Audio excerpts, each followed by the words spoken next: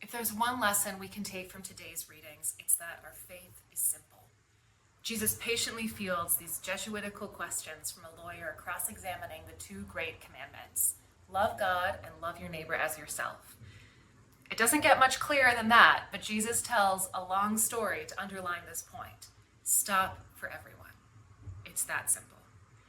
If you stop for everyone who's on the road, your world becomes a lot clearer, your conscience lighter, your life, your faith more truthful. It's when you start to make up these elaborate rules for why you walk by some of the dying people and not others. That's when life gets confusing. That's when we start living in the darkness of our own two-facedness. There's a long-running internet joke. It goes, every lifelong Catholic I've ever met is like, I think we're supposed to give this food to these poor people. And every adult convert is like, the Archon of Constantinople's Epistle on the Pentecostine Rites of the Eucharist clearly states women shouldn't have driver's license. Now that's just a joke, no shade to adult converts, but it points to something. Faith is quite simple. Stop for everyone. But if it's so simple, why do we complicate it so much? Why is this saying so hard to accept?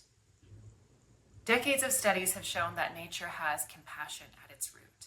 Studies at the University of Chicago demonstrated that rats will go out of their way to help another rat suffering. If even rats have empathy, can't we?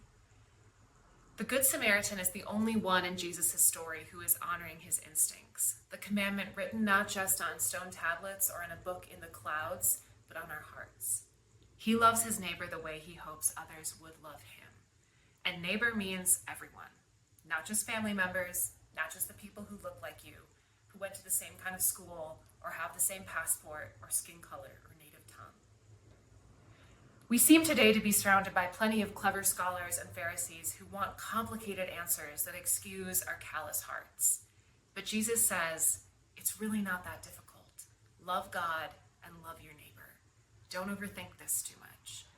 Servant of God Dorothy Day, co-founder of the Catholic Worker, was fond of quoting St. John of the Cross, where there is no love, put love, and you will find love.